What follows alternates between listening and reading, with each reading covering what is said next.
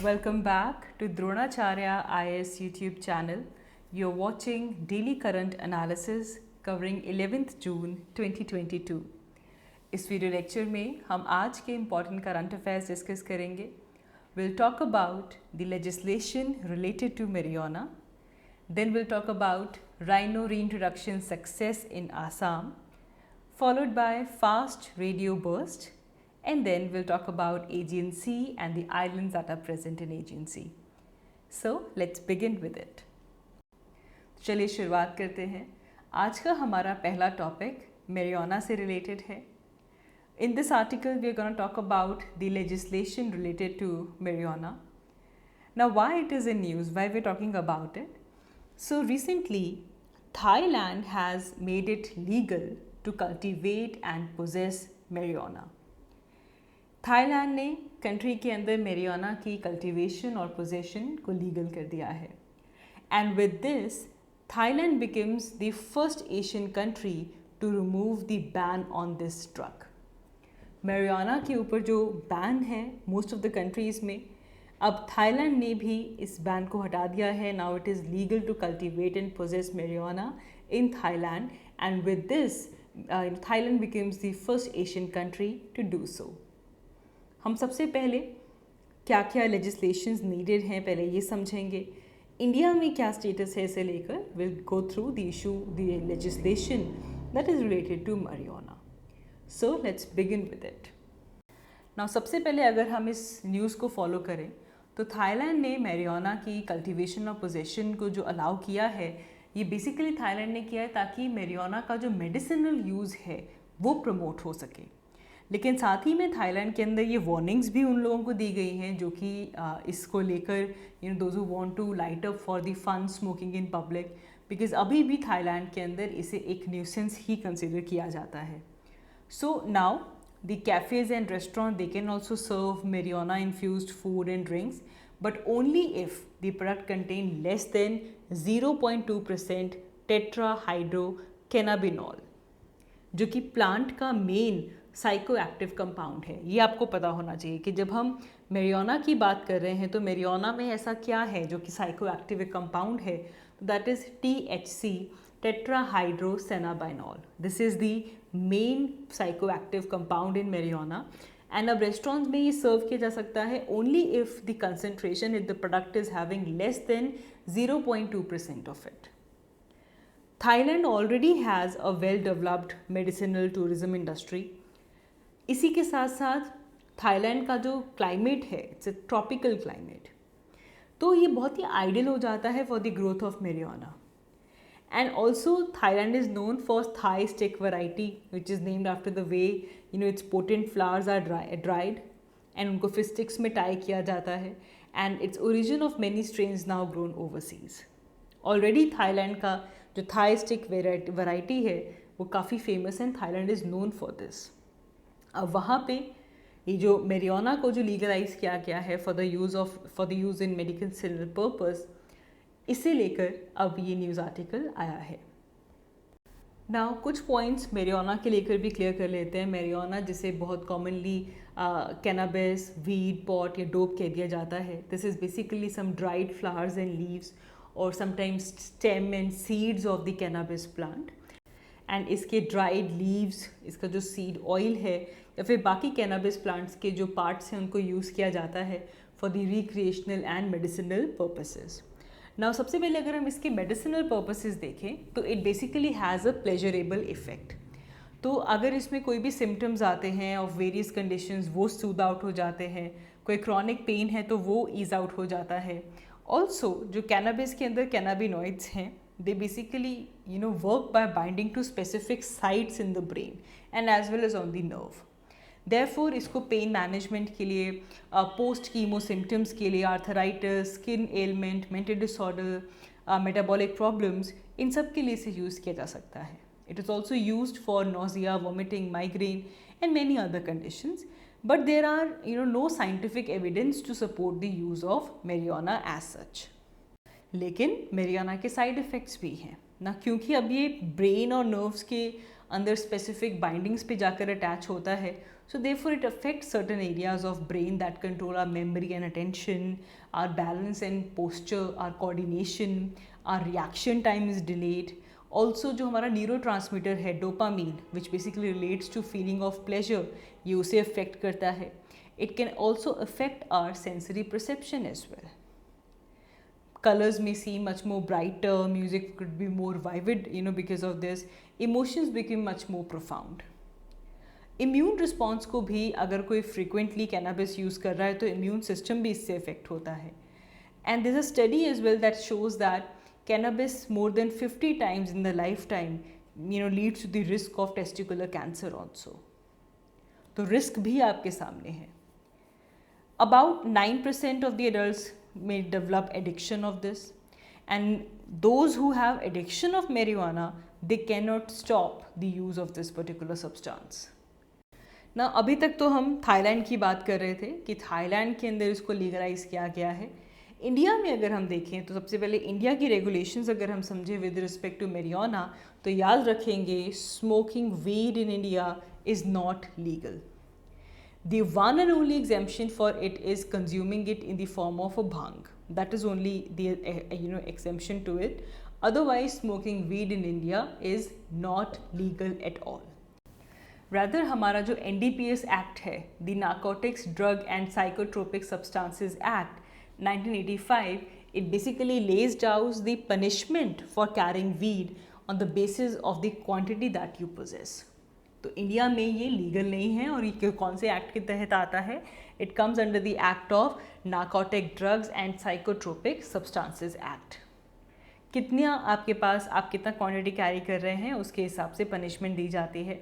For possessing small quantity you can face rigorous imprisonment for up to 6 months and you have to pay the fine of 10,000 और both.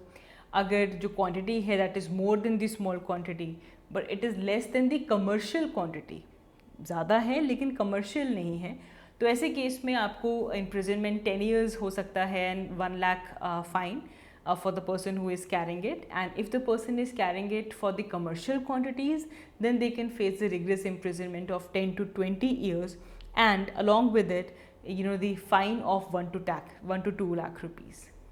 So this is clearly shows that marijuana in India is not legal at all. तो यहाँ से हमारा जो NDPS act है, the narcotics drug and psychotropic substances act 1985, वो important हो जाता है. तो as we said that under this act the recreational use of cannabis it is outlawed because of that. And इस एक्ट के तहत there any production of it, manufacturing, possession, sale, transport or even the use of cannabis is a punishable offence. And NDPS act में however अगर cannabis plant है उसकी leaves और seeds के ऊपर ये एक्ट अप्लाई नहीं होता. In the case of CBD, it is extracted from the leaves of cannabis, then it is technically not illegal. CBD oil is basically manufactured under a license which is issued by the Drug and Cosmetic Act 1940, and then it can be used legally. इसे लेकर हमारे पास NCB भी आता है, narcotics control bureau. Narcotics control bureau को ये power दी गई है that they can charge an individual with the case which relates to illegal use और सप्लाई ऑफ नार्कोटिक्स. इसी के साथ साथ इंडिया इंटरनेशनल ड्रग रिलेटेड जो कन्वेंशंस हैं उसका भी सिग्नेटरी है. There are conventions of United Nations, and therefore there comes the responsibility for the implementation of such provisions of the international convention that also lies with Narcotics Control Bureau. आगे बढ़ते हैं. हमारा next article biodiversity and environment point of view से important है. It is about rhinos reintroduction success in Assam. So Assam में recently Assam rhino estimation conduct करवाया गया है. लेटेस्ट सेंसस है ये, 14th एडिशन था आसाम राइनो एस्टिमेशन की. एंड इस सेंसस में ये रिवील किया गया that now Manas national park have higher life expectancy rhinos but they need translocation support. Manas national park में हायर लाइफ एक्सपेक्टेंसी के राइनोज प्रेजेंट हैं, बट अब उनको ट्रांसलोकेट करने की ज़रूरत है. ना यहाँ पे सबसे पहले will talk about the species in news which is greater one horn rhino. Asia में हमारे पास राइनोस की 3 स्पीशीज़ प्रेजेंट हैं. One is greater one horn rhino, Javan rhino and Sumatran rhino. We are talking about the one which is present in India, that is greater one-horned rhino, जिसे Rhinoceros unicornis भी बोल दिया जाता है. That is the scientific name of greater one-horned rhino. Now in Asia, there are two major threats towards the survival of rhino.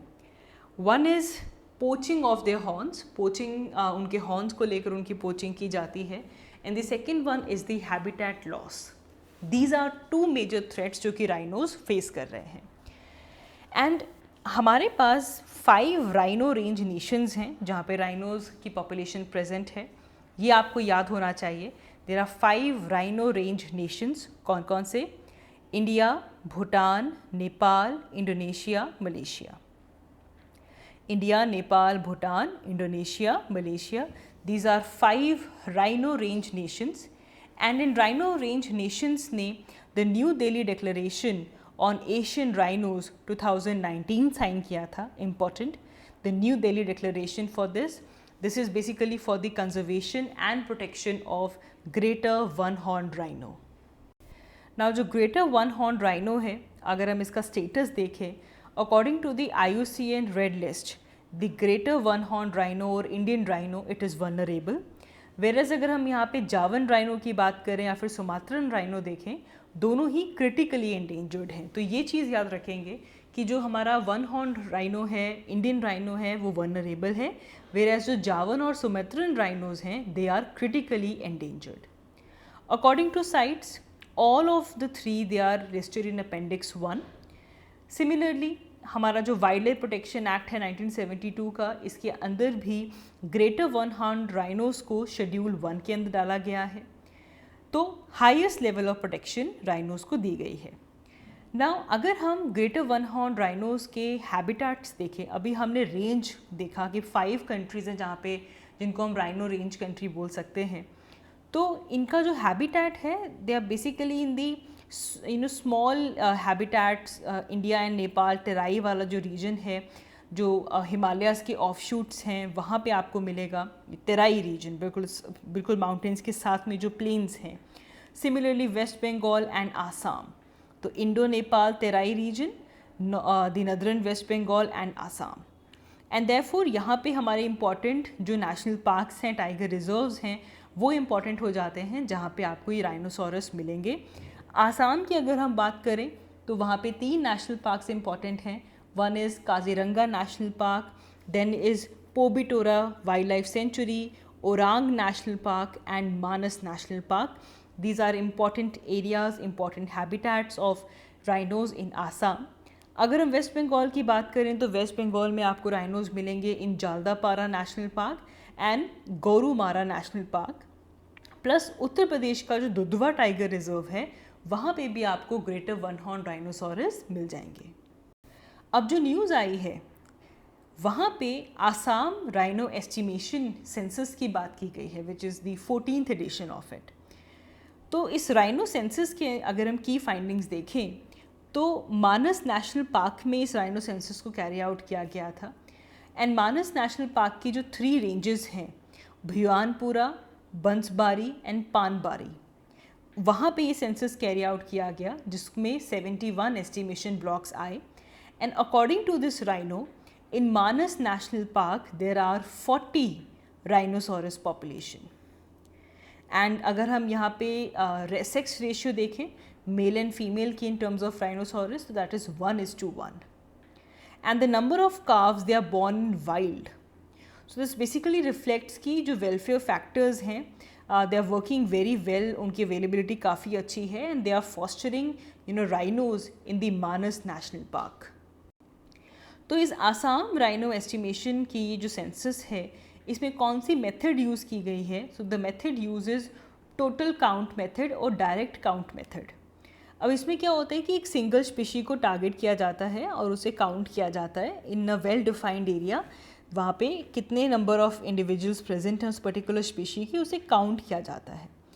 तो इस method में assume किया जाता है कि detection probability is to be 1, कि आपको वो जो राइनोसोरस है वो मिलेगा ही मिलेगा। इसका मतलब कि each and every animal has 100% chance of being seen during counting. लेकिन इसकी लिमिटेशंस भी हैं। सबसे पहली लिमिटेशन तो ये है कि इसमें अंडर काउंटिंग हो सकती है। देर इज़ प्रोबेबिलिटी एटलीस्ट कि देर इज़ प्रोबेबिलिटी ऑफ 1 तो आती ही है कि हमारे पास कोई एक ऐसा राइनोसोरस है जो कि काउंट नहीं हुआ। ऑल्सो जो काउंट है इस मेथड के अंदर आपको हाई विजिबिलिटी चाहिए ताकि आप दूर से एनिमल को काउंट कर सकें। लेकिन it is not possible in case of शाई एंड क्रिप्टिक एनिमल्स जो कि छुपे छुपे रहते हैं। The level of precision is can not be measured in the total counts either. अब जो न्यूज़ है वो ये कह रही है कि अकॉर्डिंग टू दिस सेंसस जो मानस है वहाँ पे राइनोस की पॉपुलेशन अच्छी है, रीइंट्रोडक्शन प्रोग्राम काफ़ी अच्छा चल रहा है, but there is need of translocation. So why is that so? यहाँ पे एक बड़ी चीज़ आती है एज स्ट्रक्चर पिरामिड। आसाम की जो मानस नेशनल पार्क है इसकी लोकेशन आप अगर देखिएगा तो बिल्कुल भूटान के पास, ये बॉर्डर के पास प्रेजेंट है। एंड यहाँ पे अगर हम एज स्ट्रक्चर पिरामिड देखें तो इट इंडिकेट्स कि यहाँ के जो राइनोज हैं they have higher life expectancy and also there is significant growth in their population. लेकिन जो Indian side of the park है वहाँ पे ज़्यादातर जो रिप्रेजेंटेशन है दैट इज़ ऑफ काव्स और सब adult and they sustain the population structure. तो जब तक हमारे पास ट्रांसलोकेशन नहीं होगी तब तक हमारे पास ये जो एज स्ट्रक्चर पिरामिड है ये बैलेंस नहीं रहेगा। कुछ एरियाज़ ऐसे हैं जहाँ पे हायर एक्सपेक्टेंसी के जो राइनोज़ हैं वो प्रेजेंट हैं, ज़्यादा एज के राइनोज़ प्रेजेंट हैं। कुछ एरियाज़ ऐसे हैं जहाँ पे सिर्फ और सिर्फ काफ्स प्रेजेंट हैं। तो किस तरह से ग्रोथ होगी पॉपुलेशन की उसमें इम्बैलेंस हो सकता है। ताकि ऐसा ना हो, for that we need translocation of rhinos in a very equitable manner कि जो एज स्ट्रक्चर पिरामिड है ये मेंटेन रहे। But there are challenges as well. सबसे पहले तो जो मानस टाइगर रिजर्व है it has about 100 resident rhinos prior to 1990। लेकिन वहाँ का जो prolonged ethnic and political conflict है जो कि वहाँ पे एक्सट्रीमिस्ट ग्रुप्स हैं, they have known to have traded the horns of the herbivores for the weapons, जिसकी वजह से जो पॉपुलेशन है राइनोसोरसेस की वो काफ़ी ड्रॉप हुई। राइनोसोरस की मेजर पॉपुलेशन आपको ब्रह्मपुत्रा फ्लड प्लेन्स में देखने के लिए मिलेगी एंड इसीलिए जब वहाँ पे फ्लड्स आते हैं तो राइनोस का जो सर्वाइवल है उसके ऊपर बहुत बड़ा थ्रेट आ जाता है ना। राइनोस की कंजर्वेशन को लेकर इंडिया ने काफ़ी स्टेप्स लिए हैं। For example a ministry of environment and forest they have launched national conservation strategy for one horn rhino. There are also conservation initiatives for rhino जिसके अंदर जो ग्रासलैंड मैनेजमेंट है उसके ऊपर फोकस किया जाता है ताकि जो क्लाइमेट चेंज है उसके नेगेटिव इम्पैक्ट्स का असर उनके हैबिटेट के ऊपर ना पड़े। इसको कार्बन सिक्वेस्ट्रेशन के थ्रू डील किया जाता है। And then we talked about New Delhi declaration on Asian rhinos 2019 जो कि जो 5 राइनो रेंज कंट्रीज़ हैं उन्होंने साइन किया था। And this declaration is basically to conserve and protect the rhinos. Also, one of the important effort is to create a DNA profile of all the rhinos. ये ministry of environment and forest का ये effort है कि जितने भी rhinos हैं उनकी DNA profile बनाई जाए। सबसे ज़्यादा इम्पॉर्टेंट यहाँ पे हो जाता है Indian rhino vision 2020। Very very very important. It's a very unique programme जहाँ पे हमारी गवर्नमेंट ने इंटरनेशनल, नेशनल और जो लोकल ऑर्गेनाइजेशंस हैं उनके साथ पार्टनर किया for the conservation of rhinos. Now इस इंडियन राइनो विजन 2020 के तहत मानस को 22 राइनोज दिए गए from other protected areas. And goal क्या था? Goal of this Indian rhino vision 2020 was कि आसाम के अंदर जो राइनोसोरस की पॉपुलेशन है उसे इंक्रीज कर दिया जाए to 10,000 to 3,000 by establishing the population in new areas. Rhinos अब बेसिकली आसाम के 4 एरियाज़ में प्रेजेंट हैं as we talked about. Pobitora wild life reserve, Rajiv Gandhi Orang national park, Kaziranga and Manas national park. ये वो 4 प्रोटेक्टेड एरियाज़ हैं आसाम में जहाँ पे आपको राइनोज मिल जाएंगे। ये जो इंडियन राइनो विजन है 2020, this is collectively implemented by Department of Environment and Forest in Assam along with Bodo Autonomous Council. And क्योंकि हमने पहले ही ये देखा कि जो इंडियन राइनो विजन है इसे इंटरनेशनल और नेशनल ऑर्गेनाइजेशन सपोर्ट करती हैं, तो कौन कौन सी इंटरनेशनल ऑर्गेनाइजेशन सपोर्ट करती हैं? WWF India, WWF in the areas of Asian rhino elephant action strategy programme, IRF international rhino foundation, and also US Fish and Wildlife Service and others, they also support the plan of this. इसके अलावा India और नेपाल की government ने joint major steps लिए हैं for the conservation of Indian rhinoceros with the help of World Wildlife Fund. Also every year September 22 is celebrated as World Rhino Day. सबसे पहले ये अनाउंसमेंट WWF ने की थी in South Africa in 2010. And the following year, the World Rhino Day basically grew into an international success, जिसके अंदर African rhinos और Asian rhinos को include किया गया. So now every year, 22 September is celebrated as World Rhino Day. Now इस दिन पे जो organizations हैं जो कि rhinos की conservation के लिए काम करती हैं, जो NGOs हैं, zoos हैं, they get this opportunity to celebrate rhinos in their own unique ways. We have total 5 species of rhino: black rhino, white rhino, greater one-horned rhino, Sumatran rhino and Javan rhinos. इसमें हमने देख लिया कि greater one-horned, Sumatran and Javan ये आपको Asia में मिलेंगे और black and white rhinos आपको अफ्रीका में मिलेंगे. After this, our next topic is important from science and technology point of view. It is about fast radio burst.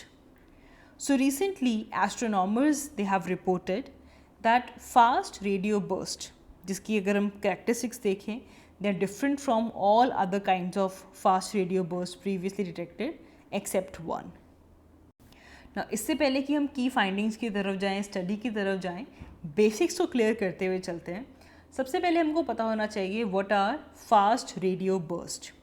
तो fast radio burst they are basically bright flashes और radio pulses of light and they are super intense.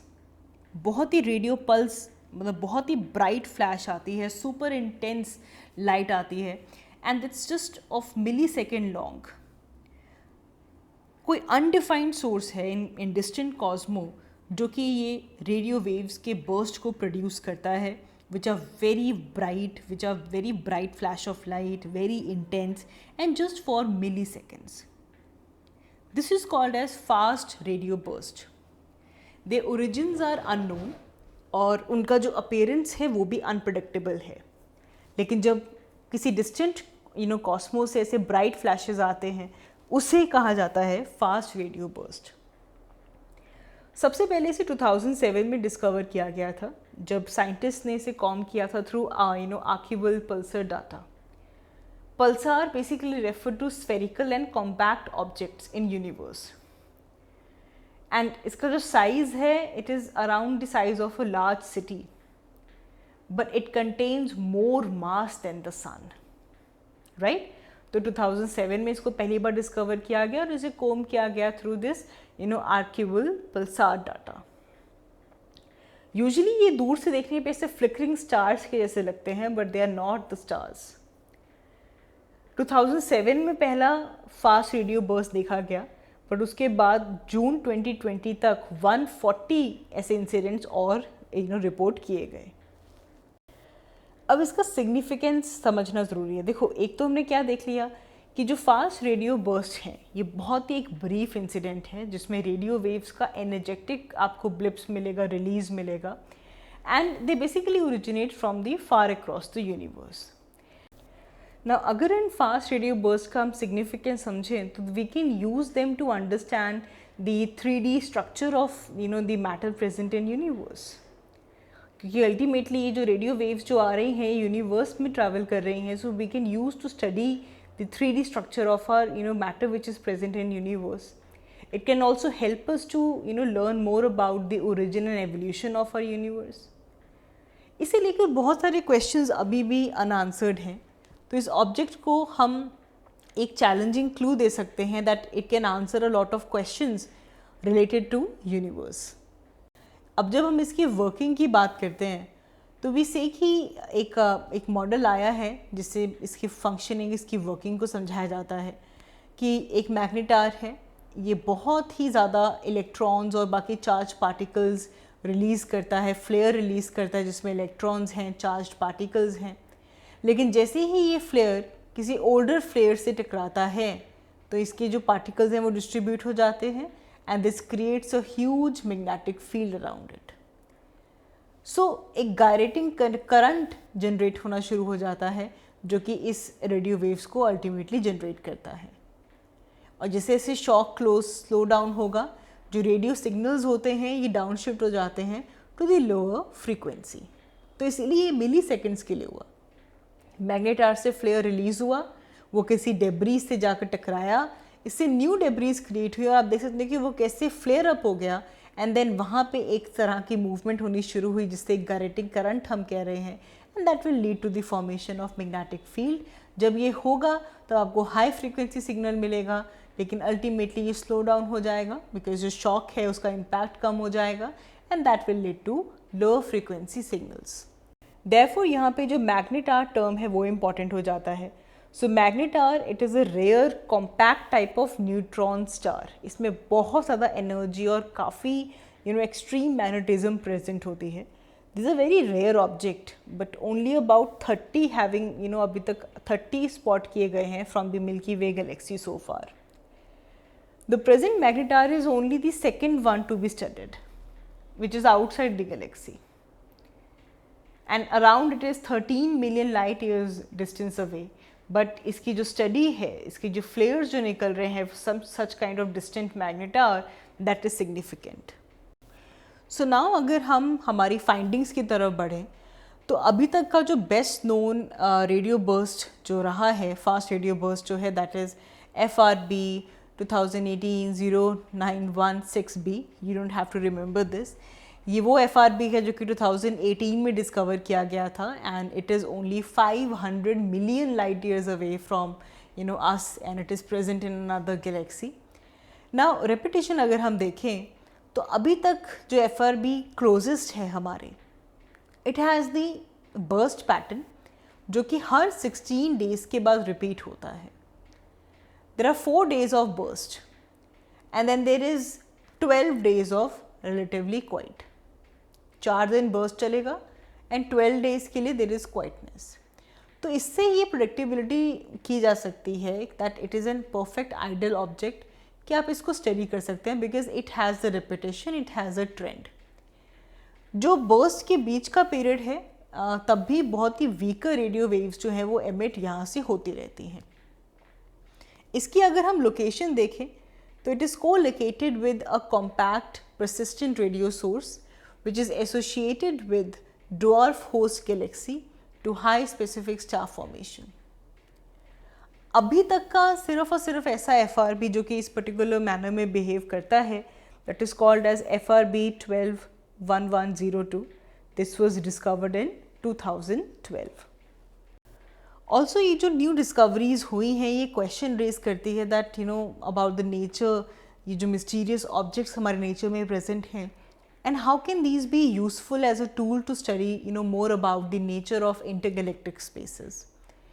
And for this scientist have used National Science Foundation Karl G Jansky Very Large Array. बाकी telescopes को use किया जा रहा है to study this. And the astronomers they have suggested that there may be 2 different mechanisms of producing FRB, या फिर there are 2 different kinds of objects जो कि इनको produce कर रहे हैं which are acting differently at different stages.